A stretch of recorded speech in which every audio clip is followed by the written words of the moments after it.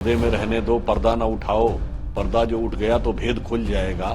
तो मुझे लगता है कि शायद उन्हें भेद पहले ही समझ में आ गया था। हम पूर्णतः आश्वस्त हैं कि भारतीय जनता पार्टी और एनडीए को और महाराष्ट्र में महायुति शानदार विजय की तरफ आगे बढ़ रही है। और जो अन्य उपचुनाव थे उनमें भी भारतीय जनता पार्टी शानदार प्रदर्शन कर रही है। मुझे लगता है कि शायद उन्हें भेद पहले ही समझ में आ गया था कि उनको अपनी करारी हार दिखाई पड़ रही थी, तो शायद वो शिकस्त की पेशबंदी करने में लग गए थे। और जो समाजवादी पार्टी के आरोप है, मुझे यही प्रतीत होता है कि वो अपनी करारी शिकस्त की पेशबंदी कर रहे हैं या अवश्यंभावी हार की पूर्व पीठिका बना रहे हैं। देखिए, महाराष्ट्र और झारखंड के विधानसभा चुनाव आज संपन्न हो गए। हम पूर्णतः आश्वस्त हैं कि भारतीय जनता पार्टी और एनडीए को और महाराष्ट्र में महायुति शानदार विजय की तरफ आगे बढ़ रही है।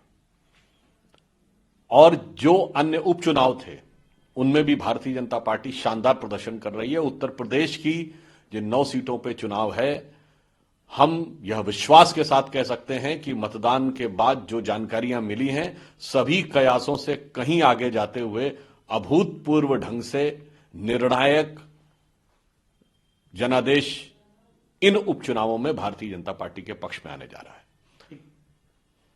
एक बड़ा अहम सोशल मीडिया पे वायरल किए गए सपा प्रमुख अखिलेश यादव ने भी कई उस पर सवाल खड़े किए।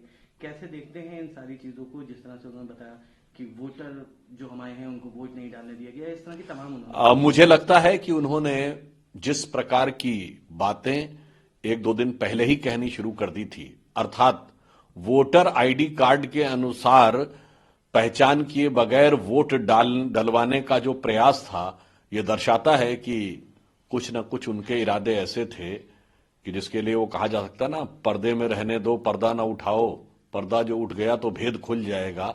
तो मुझे लगता है कि शायद उन्हें भेद पहले ही समझ में आ गया था कि उनको अपनी करारी हार दिखाई पड़ रही थी, तो शायद वो शिकस्त की पेशबंदी करने में लग गए थे। और जो समाजवादी पार्टी के आरोप है, मुझे यही प्रतीत होता है कि वो अपनी करारी शिकस्त की पेशबंदी कर रहे हैं या अवश्यंभावी हार की पूर्व पीठिका बना रहे हैं। एक आखिरी सवाल है सर, जिस तरह से तमाम विपक्षी प्रदेश में कड़ी कार्रवाई करी, जहां से कुछ भी गड़बड़ी की संभावना थी वहां पुलिसकर्मियों पर तक कार्रवाई करी, कैसे देखते हैं? देखिए, चुनाव आयोग ने बहुत सतर्कता से और प्रभावी ढंग से कार्रवाई की है। समझिए, महाराष्ट्र और झारखंड में 1000 करोड़ रुपए तक के चीजें बरामद की गई हैं। ये अपने आप में इस बात का प्रमाण है और सभी लोगों की जांच हुई है। आपने देखा कि उद्धव ठाकरे जी ने आरोप लगाया था, परंतु नितिन गडकरी जी, फडणवीस जी, मुख्यमंत्री वहां के शिंदे जी, हमारे राष्ट्रीय अध्यक्ष नड्डा जी, गृह मंत्री अमित शाह जी, सबके बारे में, सबके वाहनों की चेकिंग हुई।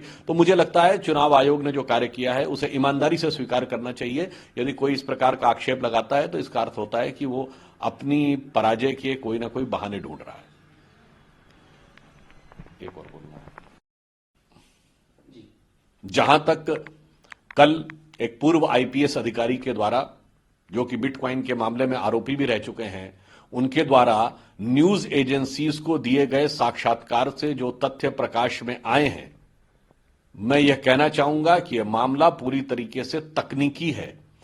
इसको कोई राजनीतिक रंग देने का जो प्रयास कर रहे हैं वह सफल नहीं होना होगा, क्योंकि जांच एजेंसियां अपना कार्य कर रही हैं। छत्तीसगढ़ में आज कुछ छापे पड़े हैं और जांच एजेंसियों को अपना काम करने देना चाहिए। उसके बाद यह दूध का दूध, पानी का पानी हो जाएगा।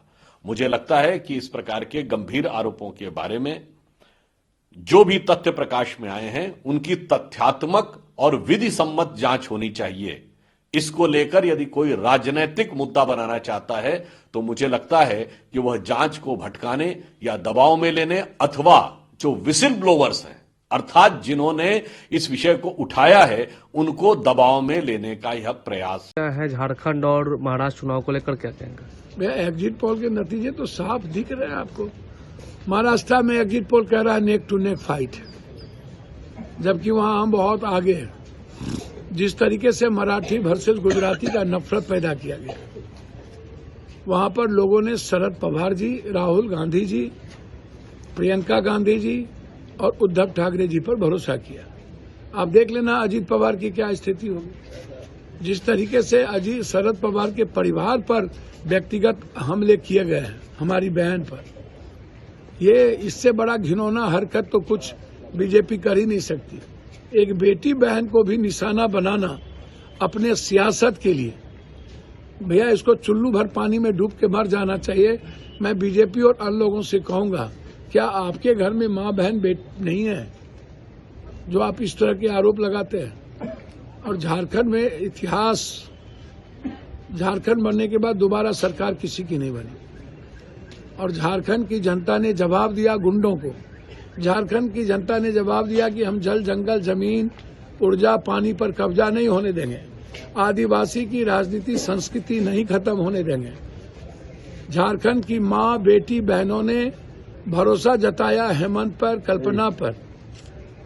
झारखंड की बच्चों ने नफरत की राजनीति को खत्म की, हेमंता बिस्वा के गुंडई को खत्म किया, भगाया, पैसे की लूट को खत्म किया, मीट दारू की संस्कृति को खत्म किया और जिस तरीके से हेमंत जी को मरवाने का प्रयास किया गया था, राहुल गांधी को अपमानित करने का प्रयास किया गया था और राहुल गांधी जी ने जो वादे किए थे 450 रुपया में और गैस सिलेंडर 200 रुपया यूनिट, बिजली फ्री, सारी चीजें और वादे जो मैया योजना कल्पना जी और हमारे भाई ने चलाया, एक एक बिना जाति धर्म के देखे हुए, और कृषि ऋण माफ किया, बिजली बिल माफ किया जिस तरीके से, तो एक कलेक्टिव, खास तौर पर हम तो पहले ही कह चुके थे कि कॉर्पोरेट एक एमपी है जो गाली गलौज करते हैं और उसका मुंगेरी लाल का हसीन सपना वो मुख्यमंत्री बन गए थे और वो गाली गलौज से नीचे बात ही नहीं करते।